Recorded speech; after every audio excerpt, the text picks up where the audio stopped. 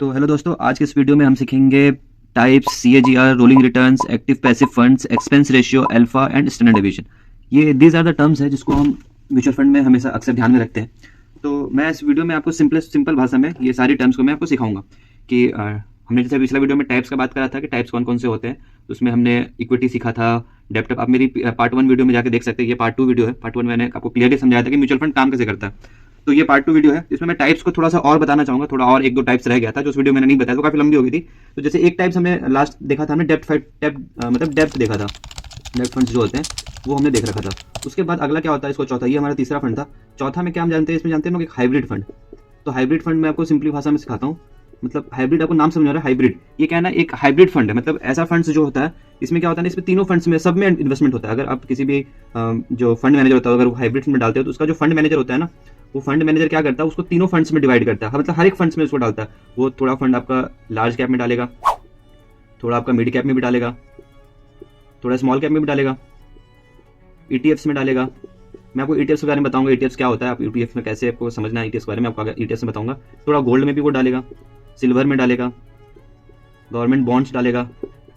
तो जितने भी तरह के आपके फंड्स है, आपने जितने भी फंड्स सुना होगा, मतलब जितने भी मार्केट का साइज के हिसाब से, कैपिटल के हिसाब से जितने भी तरह के ये है, उसमें आपका हाइब्रिड फंड्स जो होते हैं वो उसमें सभी सारे में इन्वेस्ट करते हैं। अगर डेट फंड का बात बताया तो मैंने आपको बताया था कि आपका गवर्नमेंट बॉन्ड्स या फिर जो गवर्नमेंट स्कीम्स आती है उसमें डालते हैं। ठीक है। पांचवा क्या होता है, पांचवा होता है सेक्टरल फंड्स। जैसा कि आपको नाम से समझ में आ रहा होगा सेक्टर फंड्स, तो ये नाम से समझ में आ रहा होगा ना, ये सेक्टर वाइज आपका फंड को इलेबोरेट करेगा, आपके पैसे को सेक्टर में डिवाइड करेगा। जैसे कि आईटी सेक्टर हो गया, अग्रिकल्चर सेक्टर में डालेगा। तो उसी तरह से क्या होता है ना, ये सेक्टरल फंड्स कहलाते हैं। ये जैसे जिस सेक्टर में आपके पैसे डाल रहे हो उसको हम लोग क्या कहते हैं, एक तरह के सेक्टरल फंड्स कहलाते हैं। सेक्टरल फंड्स क्या होता है ना, थोड़ा हाई रिस्क होता है, क्योंकि इसमें क्या है ना, सेक्टर में अप एंड डाउन आपको ज्यादा देखने को मिलेगा। अगर आप सिर्फ सेक्टर के प्रोस्पेक्टिव से जा रहे हो, सिर्फ सेक्टर को फोकस कर रहे हो, तो इसमें थोड़ा आपको ज्यादा फ्लक्चुएशन देखने को मिलता है। इसी तरह एक और होता है जिसमें लोग 6 नंबर पर देखते हैं, इसको हम लोग बोलते हैं इंटरनेशनल फंड।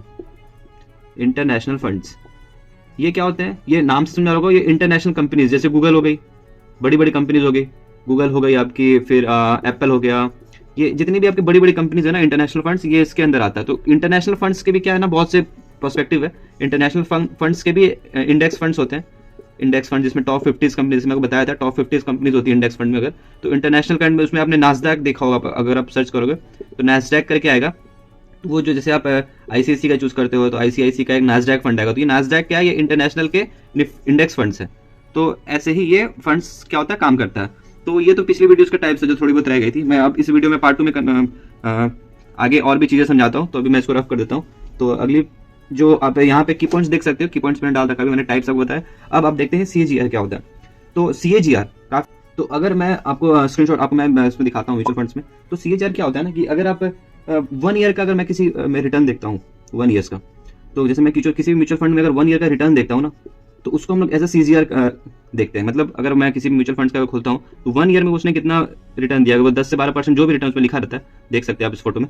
तो उसमें 12% अगर मान लो 12.22 है, तो ये इसका 1 ईयर सीजीआर हो गया। ठीक है।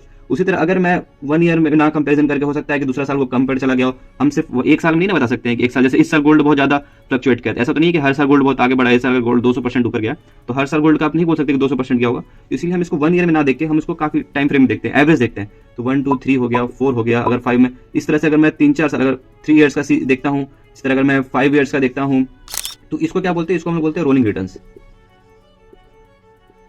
तो अगर मैं कंटिन्यूसली अगर लंबे टाइम फ्रेम पे देख रहा हूँ, जिसका मैं एवरेज देखता हूँ, अगर ये इसका 5 ईयर्स का एवरेज देखता हूँ, अगर ये 12 से 15% अगर 5 ईयर्स में आता है, तो इसको हम लोग क्या बोलते हैं, एज ए रोलिंग रिटर्न्स के नाम से जानते हैं। तो ये समझ में आ गया आपको, ये पहला था सीजीआर। मैं आपको सिंपल भाषा में समझा रहा हूँ क्या क्या टर्म्स के मतलब होते हैं। सीजीआर क्या होता है, सीजीआर आप देखोगे, इसको दिखाओगे तो सीजीआर का क्या मतलब आपको समझ में आएगा, ये रोलिंग रिटर्न्स क्या है उसका मतलब समझ आएगा। तो मैं आपको सिंपलेस्ट भाषा में बता रहा हूँ। मैं इसके अलावा आपको इस चैनल से आपको कहीं नहीं जाना है, बस वीडियो में बने रहिए और इस वीडियोस को देखते रहिए। आपको सब हर एक की पॉइंट समझ आएगा कि म्यूचुअल फंड्स में किस किस चीज को ध्यान में रखना है।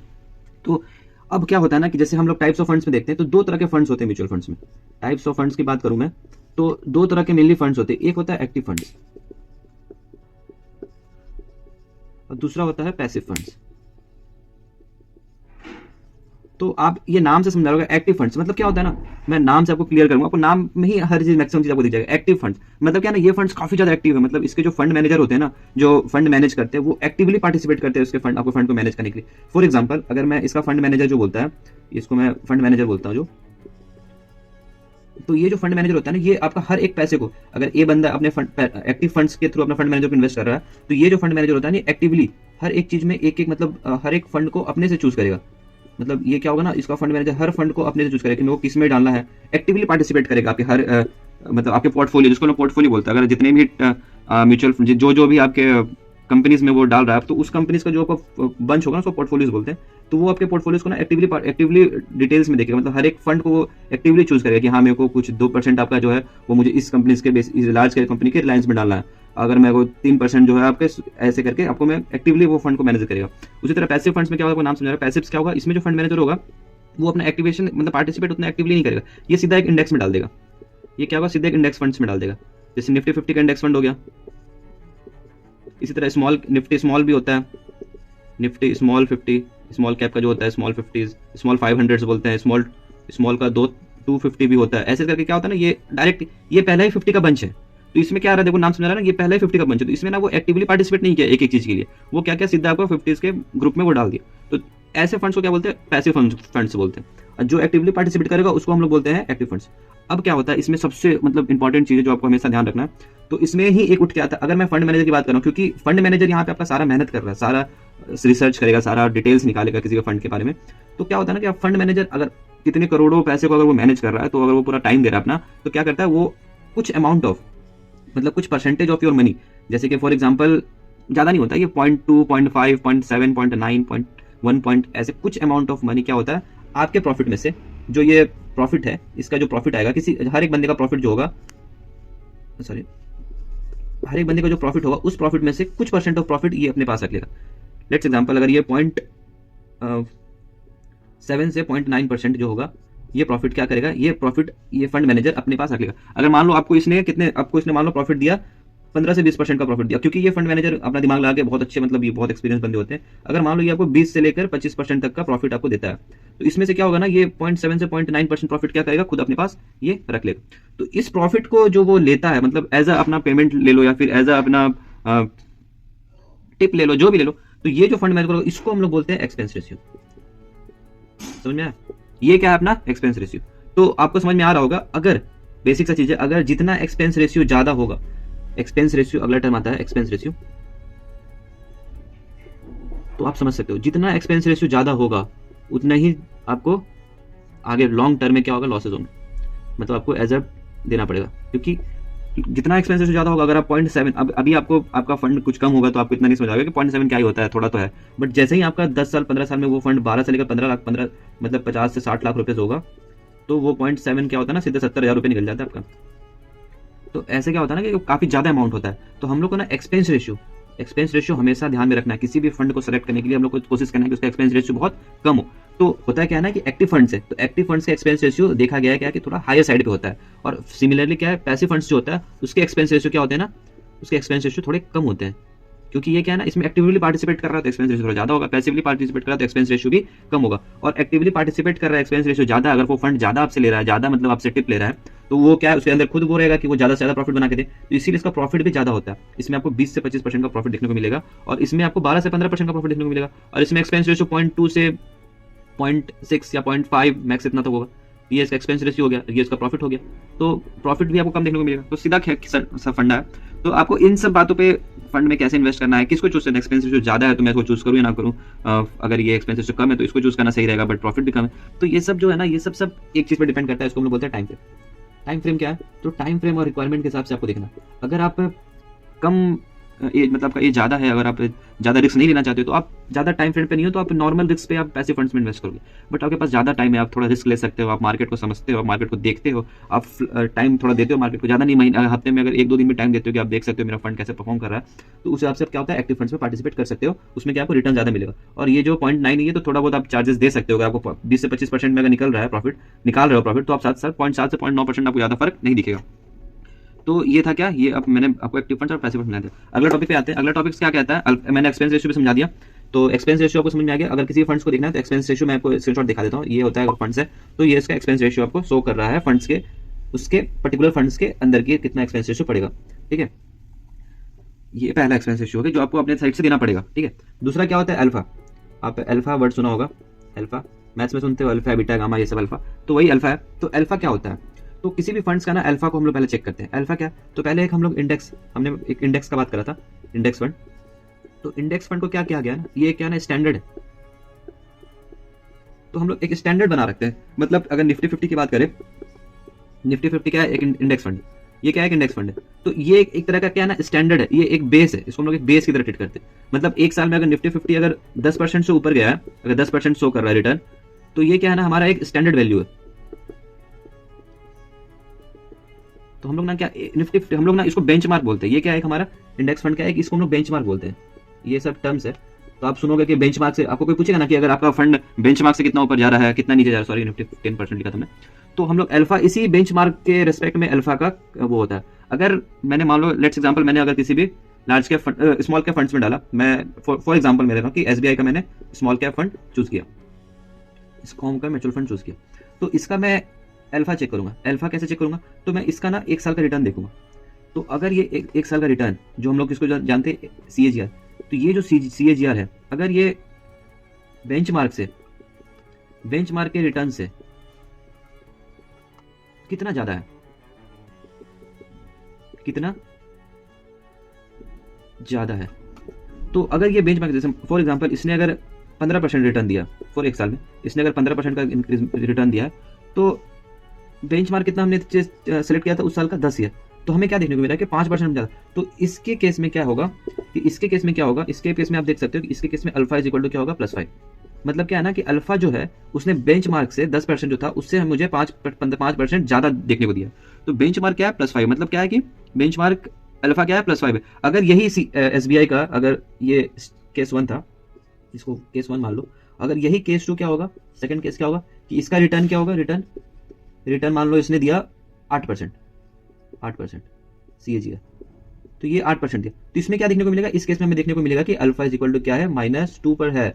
तो हमें क्या देखने को मिला, अल्फा +5 -2। मतलब अल्फा क्या है ना, अल्फा हमें बेंचमार्क से कितना ऊपर गया और बेंचमार्क से कितना नीचे रहा, इसके बारे में बताता है।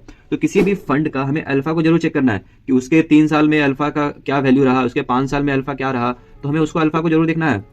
आप हमेशा ध्यान रखना अल्फा क्या है, अल्फा उसके बेंचमार्क से, जो हमारा इंडेक्स फंड है जो हमें स्टैंडर्ड बताता है, उसके बेंचमार्क से कितना ऊपर गया कितना नीचे बताता है। और एक चीज इसमें ध्यान रखना है, सबसे बड़ा बात कि आप अल्फा को ज्यादा भी नहीं सोच सकते, क्योंकि अगर अल्फा बहुत ज्यादा है, more alpha is equal to more risk. अगर अल्फा ज्यादा होगा तो रिस्क भी ज्यादा ले रहा है वो। इसका क्या मतलब है, अगर अल्फा जितना ज्यादा हम बढ़ते जाएंगे वो उतना रिस्क ले रहा है, वो उतना ही एक्टिवली पार्टिसिपेट कर रहा है, वो उतना ही स्मॉल कैप्स, क्योंकि ये स्मॉल कैप मार्केट बताया मैंने, उतना ही वो स्मॉल कैप में। तो अल्फा का जो एक स्टैंडर्ड रेंज बताते हैं ना, स्टैंडर्ड रेंज जो होता है उसको हमको हमेशा ध्यान रखना है। वो स्टैंडर्ड रेंज कितना होना चाहिए, 2 से लेकर 3%। ये है ना, ये मतलब 2 ऊपर 2 या 3%, 2 से 3 के बीच में जो होता है ये मैंडेटरी हमें देखना होता है अल्फा। इससे ज्यादा ही ऊपर फ्लक्चुएट नहीं करना चाहिए अल्फा, क्योंकि फिर जितना अगर हम मान लीजिए कोई 5% दे रहा है, कोई +6 दे रहा है, +8 दे रहा है, तो वो उतना ज्यादा रिस्क ले रहा है। तो हमें रिस्क पे नहीं जाना ना, हमें तो सेफ साइड पे खेलना है, तो हमें रिस्क पे नहीं जाना, इसीलिए हम अल्फा को इधर 2 से 3 तक में ही हम देखेंगे। तो ये था अल्फा क्या है कि इंडेक्स फंड से कितना ऊपर गया और कितना नीचे अपना रिटर्न्स एक साल में दे रहा है। तो अगला टॉपिक पे आते हैं, ये हमारा अल्फा क्लियर हो गया। अगला टॉपिक है स्टैंडर्ड डेविएशन। तो स्टैंडर्ड डेविएशन आपको नाम समझ में आ रहा होगा, स्टैंडर्ड डेविएशन क्या है, स्टैंडर्ड डेविएशन नाम समझ में आ रहा होगा कि डेविएट कितना कर रहा है स्टैंडर्ड। तो अगर मैं ग्राफ की बात करता हूँ, 2 ग्राफ मैं आपको समझ दिखाता हूँ। अगर मान लो आपका फंड ऐसे चल रहा है, ऐसे चल रहा है, ऐसे नॉर्मल चल रहा है, ठीक है, ऐसे कभी ऊपर जा रहा है कभी नीचे आ रहा है, फिर ऐसे इधर जा रहा है नीचे आ रहा है ऊपर आ रहा है, ऐसे करके नॉर्मल डेविएशन। और एक क्या ना कि ऐसे चल रहा है, फिर अचानक ऊपर जा रहा है, ऊपर में जा रहा है, फिर नीचे आ जा रहा है, ऐसे करके ऐसे काफी मतलब डेविएट ज्यादा कर। तो क्या है ना, इस केस में आप देख सकते हो कि ग्राफ ये नॉर्मल है, ये क्या है ना, नॉर्मल डेविएशन है। और इसमें देख रहे हो आप क्या है कि इसमें हाई डेविएशन मतलब हाई फ्लक्चुएशन है, हाई डेविएशन। तो हमें ना डेविएशन को जरूर चेक करना है कि ग्राफ जो है ना, हमें सेफ साइड पे खेलना है। तो हमें देखना है कि क्या ग्राफ में फ्लक्चुएशन ज्यादा है, वोलेटिलिटी ज्यादा है। अगर डेविएशन पॉजिटिव है, इसको हम क्या बोलते हैं, पॉजिटिव डेविएशन। और ये क्या है, नेगेटिव डेविएशन। तो हमें ये चेक करना है कि डेविएशन क्या है, पॉजिटिव है या नेगेटिव है। डेविएशन में हमें ज्यादा रिस्क लेना नहीं है, हमें क्या है ना, स्टैंडर्ड डेविएशन का हमेशा पॉजिटिव होना चाहिए। पॉजिटिव हमें क्या बताता है कि पॉजिटिव बताता है कि डेविएशन उतना ज्यादा फ्लक्चुएट नहीं कर रहा, वोलेटिलिटी उतना ज्यादा नहीं है, रिस्क उतना ज्यादा नहीं है। अगर डेविएशन में नेगेटिव शो कर रहा है, नेगेटिव मतलब वोलेटिलिटी ज्यादा है, हमें रिस्क ज़्यादा देगा वो, हमें रिस्क नहीं ना लेना, हमें रिस्क सेफ रहना। तो इस केस में क्या करेंगे, हमें डेविएशन को पॉजिटिव पे ध्यान रखेंगे। हमें अगला पॉइंट जो है, हमने जो डेविएशन सीखा, वो डेविएशन क्या है, डेविएशन दिखाता है कि मार्केट में कितना ज़्यादा डेविएट कर रहा है वो ग्राफ, वो मार्केट कितना, कभी ऐसा तो नहीं है कभी अचानक से ऊपर चला जा रहा है, कभी अचानक से नीचे आ जा रहा है, कभी अचानक से भी, तो हमें डेविएशन को कम रखना है, हमें पॉजिटिवली डेविएट रखना है। तो हम डेविएशन का हमेशा पॉजिटिव साइड चूज करेंगे, नेगेटिव डेविएशन तो नहीं है हम उस फंड के। तो हम उसका क्या है, पहला सीएजीआर देखेंगे कि उसका सीएजीआर सही है कि नहीं, मतलब जो वो 1 साल का सीएजीआर है वो कैसा, नेगेटिव में कि पॉजिटिव है। फिर उसका मैं हम 3 से लेकर 5 साल से लेकर 10 साल के बीच में रोलिंग रिटर्न्स देखेंगे कि वो क्या है, रोलिंग रिटर्न्स क्या है। फिर मैं हम उसका फंड का पोजीशन देखेंगे कि वो एक्टिवली पार्टिसिपेट करता है कि पैसिवली पार्टिसिपेट करता है। हम उसके नीचे एलोकेशन में देखेंगे, उसका पोर्टफोलियो देखेंगे कि वो किस किस फंड में कितना एलोकेट कर रहा है। फिर मैं उसका एक्सपेंस रेशियो देखूंगा कि एक्सपेंस रेशियो उसका ज़्यादा हाई तो नहीं है, अगर हाई होगा तो मुझे फ्यूचर में ज़्यादा लॉस होगा, तो मैं एक्सपेंस रेशियो चेक करूंगा कि एक्सपेंस रेशियो कम। जैसे मैं 2 फंड को चूज करा तो मैं फिर दोनों में से एक्सपेंस रेशियो देखूंगा कि दोनों में से एक्सपेंस रेशियो किसका बेहतर है, मतलब किसका कम है। फिर मैं अल्फा देखूंगा कि अल्फा भी तो ऐसा तो नहीं है कि किसी ईयर अल्फा दोनों का ज़्यादा, मतलब ज़्यादा फ्लक्चुएशन हो रहा है, कभी 5 प्लस 10 हो गया तो कभी प्लस 11 हो गया, ऐसा तो नहीं है। ये चीज़ मैं चेक करूंगा, ये चीज़ हाई नहीं होना चाहिए, ये हमेशा देखूंगा। दूसरा मैं देखूंगा कि स्टैंडर्ड डेविएशन नेगेटिव तो नहीं है, अगर नेगेटिव डेविएशन होगा तो इसमें भी मैं थोड़ा दूर रहूंगा, क्योंकि भाई नेगेटिव है, मुझे सेफ साइड खेलना है, तो मैं स्टैंडर्ड डेविएशन नेगेटिव में देखूंगा। तो ये सब चीज़ें थी ना, ये सब म्यूचुअल फंड्स के बेसिक्स, मतलब कुछ टर्मिनोलॉजीज होता है जो आपको हमेशा ध्यान में रखना है किसी भी फंड को चूज करने से पहले या सेलेक्ट करने से पहले, कि आप गलत फंड ना सेलेक्ट कर लो। तो हम इस वीडियो में बहुत आपको बेसिक समझाया मैंने कि क्या क्या चीज़ें होती है, और भी अगर कुछ चीज़ें रह गया होगा तो मैं आपको सजेस्ट करूंगा कि आप मुझे कमेंट कीजिए क्या क्या आपको समझना है, तो मैं आपको जरूर उस पॉइंट पे, उस टॉपिक को मैं लेकर आऊँगा, और मैं कोशिश करूंगा कि उसको और इजीली वे में समझा सकूं, जितना मेरे को नॉलेज है, जितना मैं आसान भाषा को बोर्ड पे समझा सकूं, मैं आपको कोशिश करूंगा समझाने का। तो आप चैनल को लाइक कीजिए, सब्सक्राइब कीजिए, मुझे फॉलो कीजिए, शेयर कीजिए उन लोगों के साथ जो म्यूचुअल फंड में इन्वेस्ट करना चाहते हैं। मैं आपको और भी चीज़ें, मैं आपको एकदम बेसिक से, मैं आपको छोटी छोटी चीज़ें होती है ना, जैसे मार्केट में पैसा कब डालना है, कब निकालना है पैसा, कब चेंज करना है, फिर बहुत सी चीज़ें होती है, ईटीएफ्स क्या है, मैं उस समय बारे में बताऊंगा। तो मैं आपको चीज़ें के बारे में आगे बताऊंगा, तो आप चैनल को जरूर सब्सक्राइब कीजिए, फॉलो कीजिए, और बने रहिए बस यूट्यूब चैनल पे मेरे। तब तक के लिए बाय बाय, थैंक यू।